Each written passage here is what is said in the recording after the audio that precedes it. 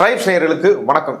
எல்லோருக்குமான தலைவர் அம்பேத்கர் என்கின்ற நூல் வெளியீட்டு விழா இன்று நடைபெற்றது. அதில் கலந்து கொண்ட விசிகாவின் துணை பொதுச் செயலாளர் ஆதவ் அர்ஜுனாவும் டிவிகே1 தலைவர் விஜய் அவர்களும் பரபரப்பான கருத்துக்களை பேசியுள்ளார்கள். இதுக்கு உடனடியாக திருமாவளவன் அவர்களும் பதிலளித்துள்ளார். இது குறித்து தான் இந்த வீடியோவில் நம்ம பேசுறோம். இதை பற்றி பேசுறதுக்காக திரு கரிகாலன் அவர்கள் நம்மோடு இணைந்துள்ளார். வாருங்கள் அவரோட பேசுவோம். வணக்கம். வணக்கம் அரவிந்த். இந்த நூல் வெளியீட்டு விழாவை நீங்க எப்படி பாக்குறீங்க? இந்த நூல் வெளியீட்டு விழா அப்படின்றது விக்கிரவாண்டியில் தாவேகா தலைவர் விஜய் ஒரு மாநாடு நடத்துறார். அந்த மாநாட்டில் ஆட்சியிலும் பங்கு, அதிகாரத்திலும் பங்கு, நம்மோடு வருவார்கள் இல்லையா அப்படி பேசியது எதனாலன்னா, அதுக்கு முன்னாடி அரசியல் களத்தில் ஆதவ் அர்ஜுனா ஆட்சியிலும் பங்கு வேண்டும், அதிகாரத்திலும் பங்கு வேண்டும் அப்படின்னு உதயநிதியை குறிவைத்து ஒரு பேட்டி தந்தி டிவியில கொடுக்குறாரு. அதனுடைய நீட்சியா அந்த மாநாட்டுக்கும் அவர் பணம் கொடுத்தாரு அப்படின்ற செய்தியும் அன்றைக்கு வெளியானது. அப்ப அந்த மாநாட்டில் விசிக தலைவர் திருமாவளவனை குறிவைத்து விஜய் பேசுறாரு.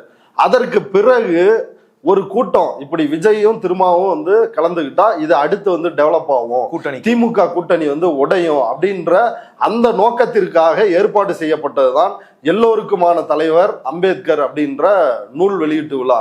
ஆனால் அந்த கனவு இன்றைக்கு பலிக்கவில்லை. விகடன் குழுமத்தினுடைய தலைவர் பார்ப்பான் சீனிவாசனுடைய கனவு இன்றைக்கு ஒரு லாரி மண்ணள்ளி போடப்பட்டுள்ளது. சொல்லாதீங்கன்னா அவர் வருத்தப்பட்டிருக்கிறாரு. இல்ல, அவரை அப்படி சொல்லாம வேற எப்படி சொல்றது? அவங்க என்ன பெரிய புரட்சிகர பத்திரிகையா என்ன? கடந்த 100 ஆண்டு காலமாக என்ன சோசியல் ஜஸ்டிஸ் பேசியிருக்கிறாங்க. அதாவது இந்த மார்க்கெட் மாறிடுச்சு, இனி பழைய மாதிரி கூவுனா இங்க புக்கு விற்காது அப்படின்னு தெரிந்த பிறகுதான் அவங்களுடைய கருத்துக்கள் மாறுது. பார்ப்பனர்களை தவிர்த்து மற்ற ஜாதிக்காரர்களை உள்ள சேர்த்துக்கிறாங்க. இவன் அவ்வளவு பெரிய யோக்கியமேரா இருந்தா கொரோனா டைம்ல 150 பேரை உடனடியா வேலையை விட்டு தூக்குனான். இவன் என்ன பெரிய ஜனநாயகவாதி? ஒரு இஸ்லாமிய பெயரை தாங்கி கொண்டு ஒருத்தர் கட்டுரை எழுதுறாரு அப்படின்ற ஒரு காரணத்திற்காக அந்த பெயரை பயன்படுத்தி இந்த கட்டுரை வெளிவரக்கூடாது அப்படின்னு விகடன் நிறுவனத்தால் தடுக்கப்பட்டது. அவர் அந்த பத்திரிகையாளர் அந்த பத்திரிகை விட்டு வெளில வந்தாரு. அப்ப இவன் தான் ஜனநாயகமா? இப்ப இவ்வளவு அயோக்கியத்தனங்கள் நிறைந்ததுதான் இந்த விகடன் நிறுவனம். இப்படி பல கருத்துக்கள் இருக்குது விகடன் பத்தி, அதை விட்டுருவோம். இப்ப மெயின் மேட்டருக்கு வருவோம். அந்த நிகழ்ச்சியில புத்தகத்தோட நோக்க உரையாற்றின ஆதவ் அர்ஜுனா அவரோட பேச்சு நீங்க எப்படி பாக்குறீங்க? இல்ல, அவர் அந்த புத்தகத்தோட நோக்க உரையை பற்றி பேசவில்லை. அவர் 2026 அரசியல் கூட்டணி எப்படி அமைக்கணும் அப்படின்றதுக்கான ஒரு வியூகத்தையும், திமுகவை எப்படி வீழ்த்த வேண்டும் அப்படின்றதையும், எப்படி பாஜகவினுடைய ஒரு பி டீமாக கரெக்டா செயல்படணும் அப்படின்ற ஒரு வியூகத்தையும் அதே மேடையில் சொல்லி பேசியிருக்கிறாரு. எப்படி? அதாவது அவர் ஒரு உதாரணம் சொல்றாரு. இவர் 2014 மோடி ஆட்சிக்கு வந்துடுறாரு. ஆட்சிக்கு வந்த உடனே இவர் பிரசாந்த் கிஷோர்கிட்ட தான் வேலை செஞ்சுட்டு இருந்தாரு. பிரசாந்த் கிஷோர்கிட்ட இவர் கேட்டாராம், மோடி எப்படி ஆட்சிக்கு வந்தாரு அப்படின்னு. குடும்ப ஆட்சி, ஊழல், இதை வச்சுதான் அவர் பிரச்சாரம் பண்ணாரு, அதனாலதான் ஆட்சியை பிடிச்சிருக்கிறாரு அப்படின்னு பிகே சொன்னாராம். அதை சொல்லிட்டு ஆதவ் அர்ஜுனா சொல்றாப்புல, அப்படி அவர் பிரச்சாரத்தை கையில் எடுத்ததுனாலதான் 10 ஆண்டுகள் தாண்டி இன்றைக்கு 3வது முறையாக மோடி ஆட்சியில் இருக்கிறார். விஜய் அவர்களே, குடும்ப ஆட்சி, ஊழல் அப்படின்ற விஷயத்த கையில் எடுங்கள் அப்படின்னு விஜய்க்கு நேரடியாக அறிவுரை சொல்லி இருக்கிறார். திமுகவுக்கு எதிராக இந்த அஸ்திரத்தை கையில் எடுங்கள், தமிழ்நாட்டில் குடும்ப ஆட்சி, ஊழல் அப்படின்றத பேசுங்க அப்படின்றதான் இவர் கொடுத்த அட்வைஸ். 2014 ஏன் பிஜேபி வெற்றி பெற்றது? 2014 பிரசாந்த் கிஷோர் அவர்கள் என்னிடம் உரையாற்றும் போது சொன்னார், மோடி அவர்களுடைய பிரச்சாரம் குடும்ப ஆட்சி, அதன் பிறகு ஊழல் என்கின்ற குற்றச்சாட்டுகளை கூறி ஆட்சியை கைப்பற்றினார்கள். இன்றைக்கு வரைக்கும் பிஜேபி யாராலும் வெல்ல முடியவில்லை. அதே போல்தான் தமிழகத்தில் மதம் ஜாதி என்கின்ற தத்துவத்துடன் ஊழல் என்கின்ற ஒரு விஷயத்தை ஏன் உருவாக்க மாட்டேங்கிறோம்? அப்படி இருக்கும் பொழுது ஊழல்ங்கிற ஒரு விஷயத்தை நாம் கடந்து சென்றுகிட்டு இருக்கோம். தமிழ்நாடு ஊழலை கடந்து சென்றுகிட்டு இருக்கு. இவனை வேற பொலிட்டிக்கல் ஸ்ட்ராட்டஜிஸ்ட் அப்படின்னு சொல்றாங்க. எனக்கு நகைச்சுவையா இருக்குது. ஆதவ் அர்ஜுனா, உங்க அப்ப மோடி, உங்க சித்தப்ப அமித்ஷா, இதெல்லாம் 10 வருஷத்துல எத்தனை தடவை தமிழ்நாட்டுக்கு இதை பேசியிருக்கிறாங்க. குடும்ப ஆட்சி, ஊழல் ஆட்சி, பிரிவினைவாதிகளின் ஆட்சி, இந்த ஆட்சி தொடரணுமா? Dynasty politics, revdi culture. அதாவது இங்க கொடுக்கிற மக்கள் நல திட்டத்துக்கு பேர் என்னன்னா ரேவடி கல்ச்சர். அப்படியெல்லாம் எவ்வளவு முடியுமோ சீமான் அவர்களே தினமும் பேசிட்டு இருக்காரு. சர்வ அஸ்திரங்களையும் ஏவி பார்த்து எல்லாமே புஷ்னு போயிருச்சு ராஜா. நீ என்ன புதுசா வந்து அட்வைஸ்மெண்ட் பண்ற? இந்த குரல் யாருடைய குரல்? அதான் நம்முடைய கேள்வி. இந்த குரல் பாஜகவின் குரல், இந்த குரல் பாஜகவின் குரல், இந்த குரல் RSS-இனுடைய ஸ்ட்ராட்டஜி குரல் அப்படின்றத நம்ம தெளிவா புரிஞ்சுக்கணும். ஏன் குடும்ப ஆட்சியும் ஊழலும் ஒழிக்கணும்னு பேசக்கூடாதா? இல்ல, குடும்ப ஆட்சின்றது வந்து மக்களால் தேர்வு செய்யப்படாமல் உதயநிதி வந்து எம்எல்ஏ ஆயிருக்கிறாரா? மு.க. ஸ்டாலின் எம்எல்ஏ ஆயிருக்கிறாரா? அந்த கட்சியினர் வந்து தேர்வு செய்யறாங்க. இவர்கள் எம்எல்ஏ ஆன பிறகு அந்த கட்சியினரால் இவர் முதலமைச்சர் அப்படின்னு தேர்வு செய்யப்படுறாரு. அப்ப இதுல எங்க வந்து குடும்ப ஆட்சி இருக்குது? இதுல வந்து எங்க மன்னராட்சி?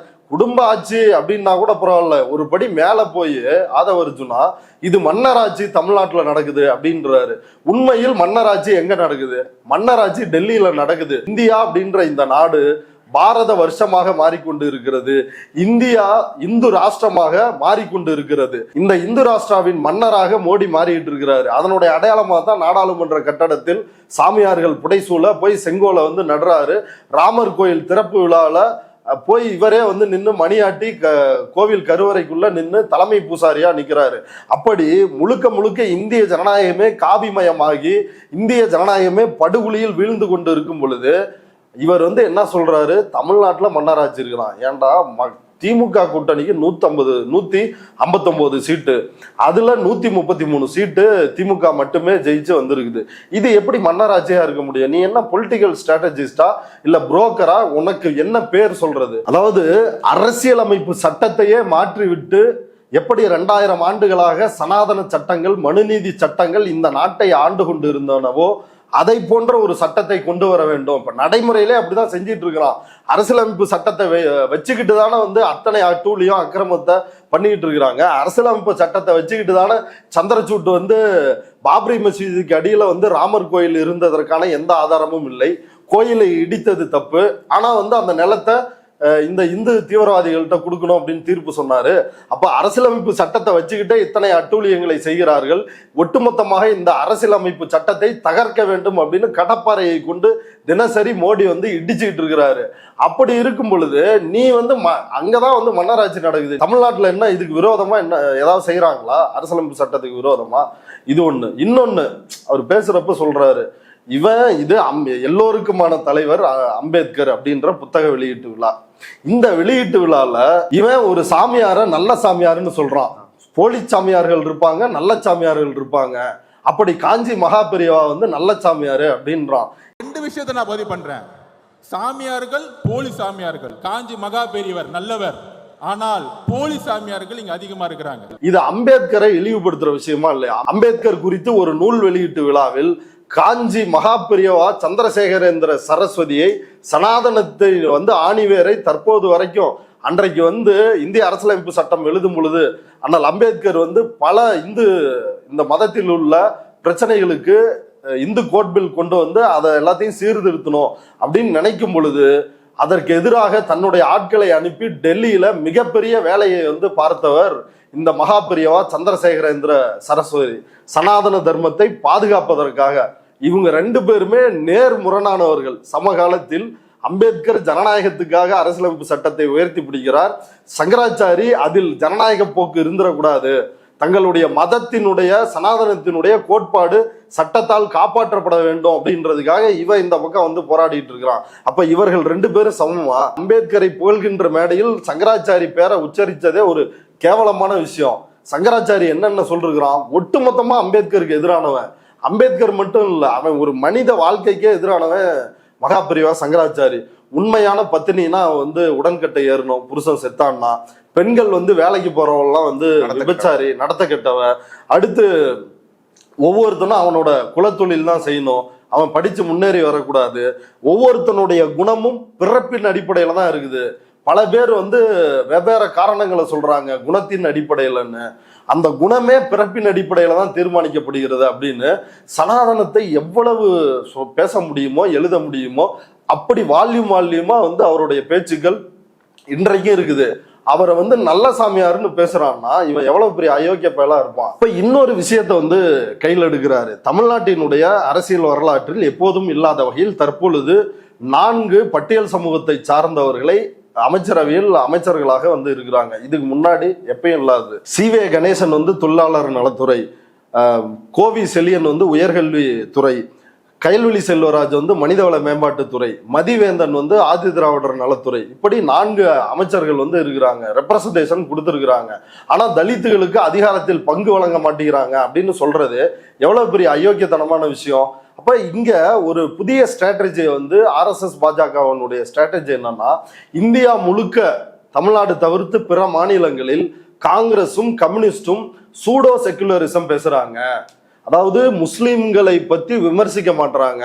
அதாவது நம்ம ஏதாவது கேட்டா என்ன சொல்லுவாங்க, நீ இதை முஸ்லீமை பார்த்து கேட்பியா, நீ மசூதியில நின்று இதை பாடுவியா, நீ போய் சர்ச்சில் நின்று உன்னால இதை பேச முடியுமா அப்படின்னு வந்து கேட்பாங்கல்ல.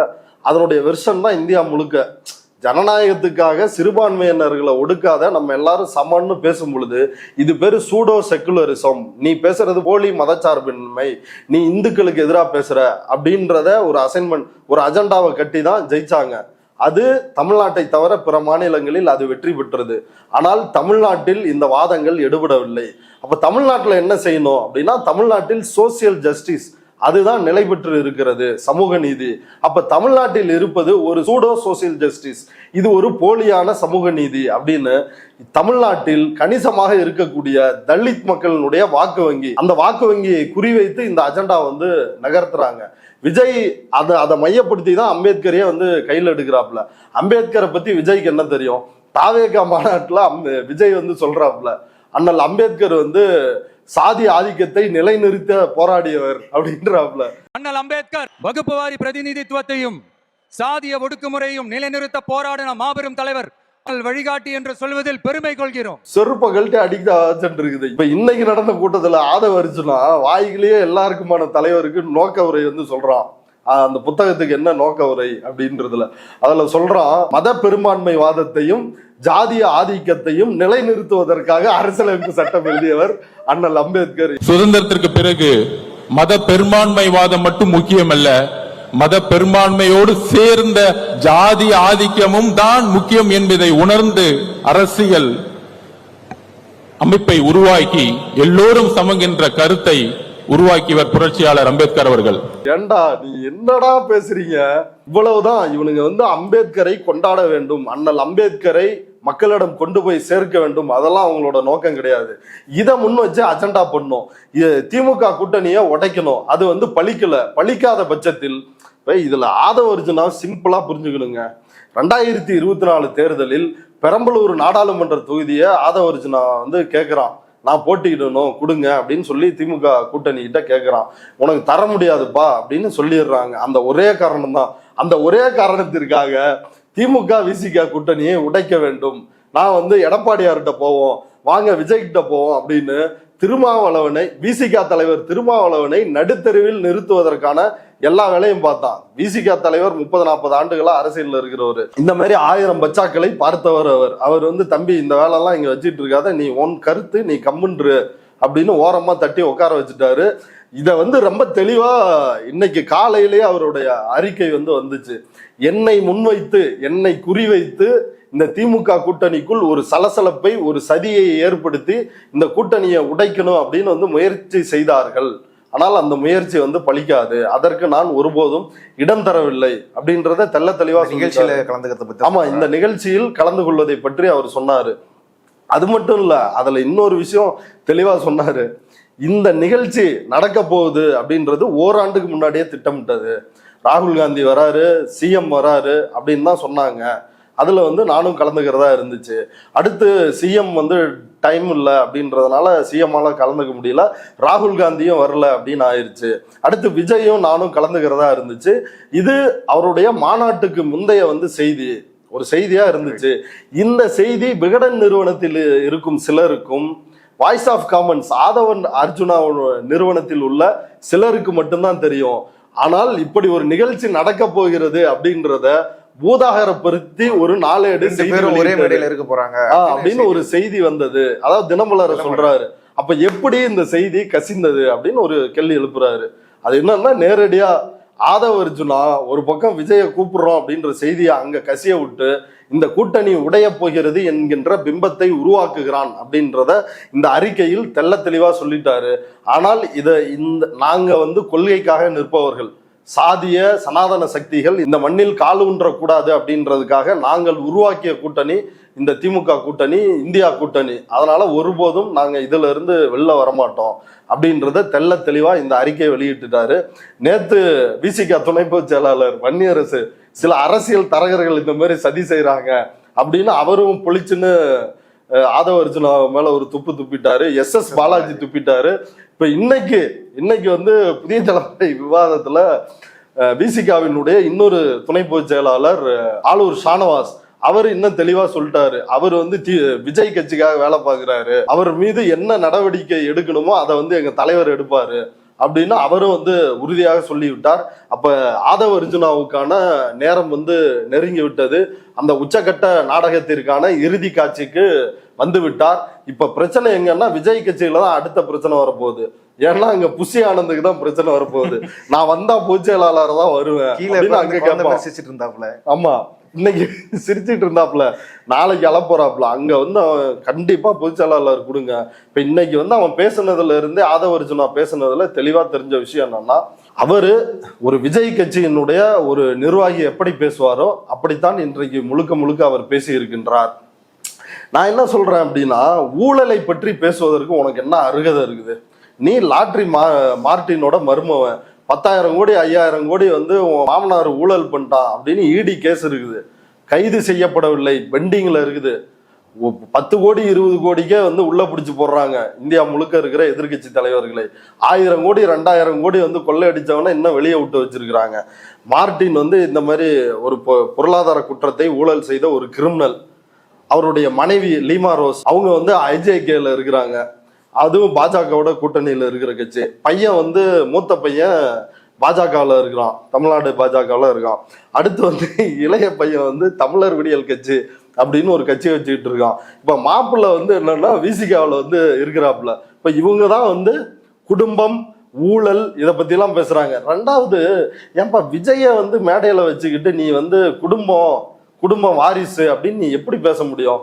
சந்திரசேகர் வந்து டைரக்டரா இருந்ததுனாலதான் விஜய்ன்ற ஒரு நடிகரே வர்றாரு. சந்திரசேகர் வந்து முக்கி அவரை வச்சு படம் எடுக்கிறாரு, எல்லாமே ஃபிளாப் ஆகுது. அடுத்து விஜயகாந்த வந்து ஹீரோவா போட்டு அதுக்கு சைட்ல வந்து இவரை விஜய போட்டதுனாலதான் விஜய்ன்ற ஒரு பிம்பமே நிலைநிறுத்தப்பட்டுச்சு. இப்ப இப்படியெல்லாம் இருக்கும்போது அவர்கிட்ட குடும்பத்தை பத்தி பேசுற. ரெண்டாவது, ஊழல். விஜய் கிட்ட போய் ஊழலை பத்தி ஏன் பேசுற? அந்தாலே ஒரு ஊழல் பிரிச்சாலே. புலி படத்துல வந்து 15 கோடி ரூபாய் வந்து கணக்கு காட்டாம ஐடி ரைடு வந்த பிறகு அந்த 15 கோடி ரூபாய கணக்கு காட்டி ஐடி ரிட்டர்ன் ஃபைல் பண்ணவர், 15 கோடிய ஏமாத்தினவர் ஒண்ணு. ரோல்ஸ் ராய்ஸ் காரு, வெளிநாட்டுல இருந்து வந்த காருக்கு வரி கட்டாமல் நீதிமன்றத்தால் குட்டுப்பட்டவர். இவங்க என்ன ஊழல் பத்தி ஒழிக்க போறாங்க? ஏற்கனவே ரஜினி கதை தான். ரஜினி வந்து மண்டபத்துக்கு கரண்ட் பில்லே கட்டாம மாநகராட்சியை ஏமாத்திட்டு அவரும் இதே மாதிரிதான் ஊழலை ஒழிப்பேன் அப்படின்னு பேசினாரு. அதே கதை தான் இவங்க. இப்ப இவர்கள் குடும்ப ஆட்சி என்றோ இல்ல வாரிசுகள் என்றோ அல்லது ஊழல் என்றோ தார்மீக அடிப்படையில் பேசுவதற்கே எந்த தகுதியும் இல்லாதவர்கள். இவன் வந்து சொல்றான், எங்க அம்மா விவசாயி தற்கொலை பண்ணிக்கிட்டாங்க, அது காரணம் ஊழல் அப்படின்றான். இப்ப இன்னைக்கு 3 வேளாண் சட்டங்களால் இந்தியா முழுக்க இருக்கிற விவசாயிகள் 600 பேர் செத்து போனாங்க. எத்தனை போராட்டம், வெயில் மழை புயல் அப்படின்னு பாராம. இப்ப நீ யாருக்கு எதிராக குரல் எழுப்பணும்? அதை விட்டுட்டு நீ யாருக்கு எதிராக குரல் எழுப்புறன்னா, யாருக்கு எதிராக பேசுகிற அப்படின்றதுலயே உன்னோட அஜெண்டா என்ன அப்படின்றது மிக தெளிவாக புரிந்து விட்டது. நீ ஒரு பாஜக அஜெண்டாவை அமல்படுத்துவதற்காகத்தான் நீ விசிகாவிலே இணைஞ்சிருக்கிற. அதை வந்து இன்றைக்கு நீ கையுங்களமாக சிக்கி அம்பலப்பட்டு இருக்கிறாய். ஆதவ அர்ஜுனாவோட இந்த பேச்சு இது குறித்து வந்து பிரஸ் மீட்ல திரும்ப அவர்கிட்ட வந்து கேட்கறாங்க. அவர் சொன்ன பதில நீங்க எப்படி பாக்குறீங்க? அதாவது அவர் ரொம்ப தெளிவா சொல்றாரு, தொடர்ந்து திமுக கூட்டணியில் குழப்பம் ஏற்படுத்தும் வகையில் தான் ஆதவ அர்ஜுனா பேசிட்டு வர்றாரு. இது தொடர்பா அவர்கிட்ட வந்து விளக்கம் கேட்போம், நடவடிக்கை எடுப்போம் அப்படின்னு வந்து சொல்றாரு. அதான் ஏற்கனவே குறிப்பிட்ட மாதிரி அவரோட ஒரு முட்டுச்சந்துக்கு வராரு, அவரோட எண்டுக்கு வந்துட்டாரு அப்படின்றதான் புரிஞ்சுக்க முடியுது. அடுத்ததா தாவேகாவோட தலைவர் விஜய் அவர்கள் 15 நிமிஷம் கிட்ட பேசியிருக்காரு. வெளிப்படையா வந்து திமுக வந்து திருமாவளவன் அவர்களுக்கு வந்து நிகழ்ச்சியை கலந்ததுக்காக நெருக்கடி கொடுத்ததா ஒரு பெரிய குற்றச்சாட்டையும் வச்சிருக்காரு. அதை எப்படி பாக்குறீங்க? இதுக்கு பல தடவை திருமாவளவன் வந்து சொல்லிட்டாப்ல, பல பிரச்சனைகள் போதும் வந்து சொல்லிட்டாப்ல. அதாவது ஆம்ஸ்ட்ராங்கோடைய கொலை, அதற்கு பிறகு பாரஞ்சித் நடத்தின கூட்டம், திமுக சொன்னதுனாலதான் திருமாவளவன் கலந்துக்கல அப்படின்னு பாரஞ்சித்து ஏற்கனவே கிளப்பி விட்டாப்புல. அந்த அளவுக்கு நான் ஒன்றும் பயந்துகிட்டு இல்லை, அந்த அளவுக்கு நான் கொள்கை தெளிவற்றவன் இல்லை, அந்த அளவுக்கு நான் ஒன்றும் பயந்தாங்கொழி இல்லை. எனக்கு யாரு என்னை வந்து குறைச்சு மதிப்பிடாதீங்க, நான் இந்த ப்ரெஷர் எல்லாம் எனக்கு யாரும் கொடுக்க முடியாது, எல்லா முடிவையும் வந்து நான் தான் எடுக்கிறேன் அப்படின்னா அப்படி சொல்றதே வந்து அவரை கேவலப்படுத்துறதா இல்லையா? அவ்வளவு பலவீனமான ஆள் கிடையாதுன்னா. கடந்த காலத்துல 2001 திமுக கூட்டணியில அங்கம் வச்சு எம்எல்ஏ ஆகிறாரு. அதுக்கு பிறகு 2003 கொள்கை முரண்பாட்டால அந்த பதவியை ராஜினாமா பண்ணிடுறாரு. அன்னைக்கு வந்து திமுக தலைவர் பேச்ச கேட்டு அவர் பதவியில நீட்டிச்சிருக்கலாமே. பதவிதான் வேணும்னா எதுக்கு? அப்ப விஷயம் வந்து ரொம்ப தெளிவா இருக்குது. இப்ப இதெல்லாம் வந்து சும்மா சொல்றது, இன்னைக்கும் அதை திரும்பவும் தெளிவா சொல்லிருக்கிறாரு. நாங்க ஒன்னும் எனக்கு யாரும் ப்ரெஷர் கொடுக்குற அழுத்தம் கொடுக்குற அளவுக்கு அந்த அளவுக்கு பலவீனமானவன் நான் இல்லை அப்படின்றத தெளிவா சொல்லிட்டாரு. இப்ப திரும்ப திரும்ப இதை சொல்றது மூலமா என்னன்னா, திரும்ப இந்த கூட்டணியை விட்டு வெளியே வர தயாரா இருக்கிறாரு, ஆனா திமுக ப்ரெஷர் பண்ணி அவரை வந்து பிடிச்சு வச்சிருக்குது அப்படின்ற ஒரு கருத்தை உருவாக்குவதுதான் விஜயோட வேலையா இருக்குது. விஜய் வந்து உண்மையிலே அசிங்கமா இருக்குது. உனக்கு பேசவும் தெரியல, ஒரு மயிரும் தெரியல, ஸ்டேஜ்ல வந்து இப்படி கையை தூக்கிட்டு என்னையா படமா இல்ல கேக்குற என்ன படமா புரியல எனக்கு. இதெல்லாம் படத்துல காட்டியா, இங்க வந்து ஏன் எங்கள்கிட்ட காட்டி உயிரை எடுக்கிற? அடுத்து விஜய் வந்து அதுல ஒன்று சொன்னாரு பாருங்க, மழை நீரில் நின்று கொண்டு சம்பிரதாயத்துக்காக போட்டோ எடுக்கிறாங்க, சம்பிரதாயத்துக்காக ட்வீட் பண்றாங்க, சம்பிரதாயத்துக்காக அறிக்கை விடுறாங்க. இதெல்லாம் நீ கண்ணாடியை பார்த்து நீயே உன் மூஞ்ச பார்த்து துப்பிக்க வேண்டிய விஷயம். நீ தான் ட்வீட் போட்டுட்டு இருக்கிற, நீ தான் அறிக்கை விட்டுட்டு இருக்கிற, நீ தான் வந்து மழை வெள்ளத்துக்கு அமைச்சர்கள் எல்லாரும் போய் களத்தில் நிற்கிறாங்க. நீ வந்து பனையூருக்கு 30 கிலோமீட்டருக்கு அந்தாண்ட போய் வண்டி வச்சு ஆளை உன்னோட வீடு பனையூர் பங்களாவுக்கு கூப்பிட்டு வந்து அங்க நிவாரணத்தை கொடுத்து போட்டோ எடுத்து வெளியே விடுற. இல்ல அவரே சொல்ற அந்த மாதிரி நெருக்கி நம்மளுக்கும் வருது, நம்மளும் தவிர்க்க முடியாம அதெல்லாம் பண்ண வேண்டியது. கேவலமா இருக்குதா இல்லையா? பண்ண எல்லா வேலையும் நீ பண்ணிட்டு நீ இன்டைரக்டா திமுக சம்பிரதாயம் சொல்றதே ஒரு கேவலம் இழிவான விஷயம் தான். போய் இவ்வளவு பெரிய புயல் மலையிலயும் மக்களுக்காக நிக்கிறாங்க, வேலை செய்யறாங்க. சென்னையிலயும் அதே மாதிரி வேலை செஞ்சாங்க. நீ பனையூர் பங்களால படுத்துட்டு இருந்துட்டு நீ எப்படி இதை பத்தி எல்லாம் கேள்வி கேட்கலாம்? ஒரு விஷயத்தை பத்தி கேள்வி கேட்கறதுக்கு ஒரு குறைந்தபட்ச தகுதியும் அருகதையும் வேண்டும்ல. விஜய்க்கு அதெல்லாம் இருக்கா? போன பேச்சிலையும் வந்து வெளிப்படையா அவர் வந்து பாஜக RSS அப்படின்ற வார்த்தையை உச்சரிக்கவில்லை. இந்த கூட்டத்திலையும் ஒரே ஒரு வார்த்தை மட்டும் சொன்னாரு, மணிப்பூர்ல வந்து இவ்வளவு பிரச்சனைகள் போயிட்டு இருக்குது, எதுவுமே நடக்காத மாதிரி ஒன்றிய அரசு இருக்குது அப்படின்னு மட்டும் அதை நிறுத்திக்கிட்டாப்புல. அடுத்து இங்க வேங்கை வயலுக்கு வந்துட்டாப்புல. ஏன் பாஜகன்னு சொல்றதுக்கு அவ்வளவு பயமா இருக்குதா? இல்ல ஓனர் பேரை வந்து சொன்னா ஓனர் கோச்சுக்குவாருன்னு பயப்படுறியா? எதுக்காக இந்த அளவுக்கு பயப்படுறா? ஒரே ஒரு தடவை சொல்லி பாரு. தைரியமா சொல்றான். சைமனே வந்து பேமெண்ட் வாங்குறான், அவனே வந்து அப்பப்ப பாஜகன்னு 10 வாரத்துக்கு ஒரு வார்த்தையாவது சொல்லிட்டு தான் பேமெண்ட் வாங்குறான். உனக்கு என்ன? ஏன்னா இவர் வந்து பி டீம்லாம் இல்லை, இவர் ஏ டீம். இவர் ஏ டீம், அவர் சீமான் வந்து பி டீம். பாஜகவுக்கு இவர் ஏ டீம், அவர் பி டீம். அதனாலதான் இவர் வந்து அந்த அளவுக்கு கூட நம்ம வந்து இறங்கிடக்கூடாது அப்படின்னு அந்த குவாலிட்டியை வந்து அவர் மெயின்டைன் பண்றாரு. ஜனநாயகத்தின் ஆணிவேர் வந்து நியாயமான தேர்தல். அதுக்காக நான் வந்து இந்தியாவில் நியாயமா தேர்தல் நடக்கலன்னு நான் சொல்ல வரல, ஆனா நியாயமா வந்து நடக்கணும்னு நான் சொல்றேன். இப்ப நீ என்ன பேசுற எனக்கு புரியல.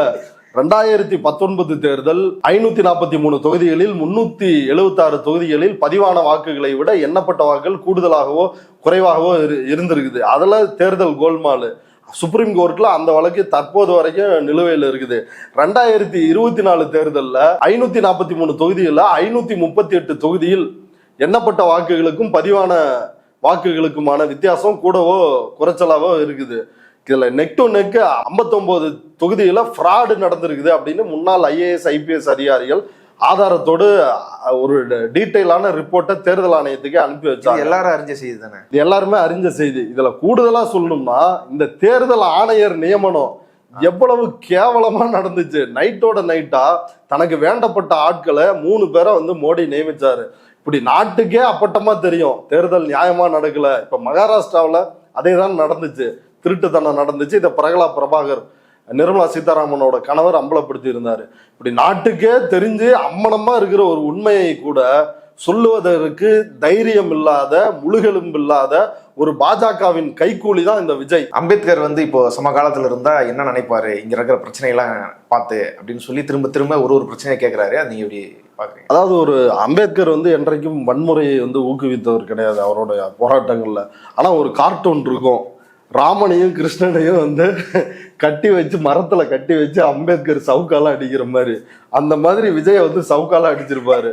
ஏன்னா அவர் என்ன லட்சியத்திற்காக இந்த அரசியலமைப்பு சட்டத்தை எழுதினார், அதாவது சமூகத்தில் ஜனநாயகம் நிலவ வேண்டும், அந்த ஜனநாயகம் அரசியலில் பிரதிபலிக்க வேண்டும் அப்படின்னு சோசியல் டெமோக்ரஸி, பொலிட்டிக்கல் டெமோக்ரஸி, அதே போல எக்கனாமிக்கல் டெமோக்ரஸி, அரசியலிலும் சமூகத்திலும் பொருளாதாரத்திலும் ஒரு சமத்துவம் வேண்டும் அப்படின்னு அண்ணல் அம்பேத்கர் வந்து கனவு கண்டார். அதற்காக அரசியலில் சமத்துவத்தை இந்த அரசியலமைப்பு சட்டம் வழங்கும் அப்படின்ற ஒரு லட்சியத்தோடு தன்னுடைய நாடாளுமன்ற உரைகள்ல அவர் வந்து பேசியிருப்பாரு. அந்த கனவு இன்றைக்கு வந்து முற்றாக சிதைக்கப்பட்டுருச்சு. அது வந்து ஒரு இந்து ராஷ்டிரா, ஒரு பாசிச கோமாளிகளின் கையில், RSS கையில இந்த நாடு இன்றைக்கு சிக்கி சீரழிகிறது. இந்த ஜனநாயகமும் அரசியலமைப்பு சட்டமும் ஒழிச்சிட்டு இருக்கிறானுங்க. இந்த சூழல்ல விஜய் வந்து என்ன சொல்றாப்லன்னா, அவங்க பாசிசம்னா நீங்க என்ன பாயாசமா அப்படின்னு வந்து பேசுறாங்க. வச்சு பகவத்கீதை வாங்கினதே ஒரு கையில வந்து திருக்குறள், இன்னொரு கையில வந்து பகவத்கீதை. இவ்வளவுதான் விஜயினுடைய இந்த கேடுகட்ட அரசியல். இந்த பகவத்கீதையை நாரா கிழிச்சவர் அம்பேத்கர். அப்ப விஜயை சமகாலத்தில் விஜயை பார்த்தா மிக கொடூரமாக அண்ணல் அம்பேத்கர் வந்து விமர்சிச்சிருப்பார். இது ஒண்ணு. ரெண்டாவது, அம்பேத்கர் அவர் இப்ப இருந்தா என்ன நினைச்சிருப்பாரு அப்படின்னு விஜய் கேட்கிறாரு. உண்மையிலேயே அம்பேத்கர் இப்ப என்ன நினைச்சிருப்பாருன்றது ரெண்டாவது விஷயம். ஆனால் அன்றைக்கு என்ன சொன்னார் அண்ணல் அம்பேத்கர், எந்த விலை கொடுத்தாவது எப்பாடுபட்டாவது இந்து ராஜ்யம் அமைவதை நாம் தடுத்தாக வேண்டும் அப்படின்றத மிக வெளிப்படையாக அறிவித்தார். அதெல்லாம் இந்த விஜய்க்கு தெரியுமா, இந்த கூமுட்டைக்கு தெரியுமா? ஒண்ணுமே தெரியாது. பனையூர் பங்களாவில் படுத்தெந்திருக்கிறது, ஷூட்டிங் போறது, அங்கேயே போட்டோ ஷூட் நடத்துறது, பங்களாக்குள்ளேயே திரும்ப, அதான் பனையூர் பங்கர்ன்னு சொல்லலாம். விஜய் தான் அந்த பங்கர்ல வந்து ஒளிஞ்சிட்டு இருப்பாரு. கேவலமா இருக்குதுங்க. மக்கள் வந்து மழையிலையும் வெள்ளத்திலையும் கஷ்டப்பட்டுட்டு இருக்கிறான். இது எப்படி தெரியுங்களா இருக்குது? நான் இங்க பனையூர்ல தான் இருப்பேன், என் பங்களாவில தான். அங்க டெட் பாடி விழுந்துருச்சா, அதை தூக்கிட்டு வாங்க, இங்க நான் மாலை அணிவித்து மரியாதை செலுத்துறேன், அந்த போட்டோவை எடுத்துட்டு போய் போடுங்க அப்படின்ற அளவுக்கு கேவலமா இருக்குது. இதுல உச்சகட்டமாக விஜய் பேசுன இன்னொரு விஷயம், நம்ம கூட வரலாம் இல்லையா, அவர்களுக்கு ஆட்சியில் பங்கு தரலாம் இல்லையா அப்படின்லாம் பேசினாரு. அது யாருக்காக? இந்த திமுக கூட்டணியை குறிவைத்து பேசினாரு. அது எதுவுமே நடக்கல. நடக்காதனொன்னே உச்சகட்ட விரக்தியில் இன்னைக்கு அவரு கூட்டணி கணக்குகளை மட்டுமே நம்பி இருமாப்புடன் 200 வெல்லுவோம் என்று நினைக்கின்ற மக்கள் விரோத ஆட்சியாளர்களே, அந்த 200ஐயும் மக்களே மைனஸ் ஆக்கிடுவாங்க. மக்களே மைனஸ் ஆக்கிடும். 3 தடவை வந்து நீங்க சொல்லுங்க. ஆமா, நீங்க மக்களே மைனஸ் ஆக்கிடுவாங்க அப்படின்னு ரொம்ப உச்சகட்ட விரக்தியில விஜய் பேசியிருக்கிறாரு. இதுல விஜய்க்கு நம்ம சொல்றது என்னன்னா, ராஜா உன் கூட்டணி யாரும் வரமாட்டாங்க, நீ தான் எங்கேயாவது திறந்து, எந்த வீடு திறந்து இருக்குதுன்னு பார்த்து அங்க உள்ள போய் படுத்துக்கணும், நீ தான் எங்கேயாவது கூட்டணிக்கு போகணும். இவ்வளவு நேரம் இந்த செய்தி குறித்து பல்வேறு கருத்துக்களை பகிர்ந்து கொண்டதுக்கு நன்றி.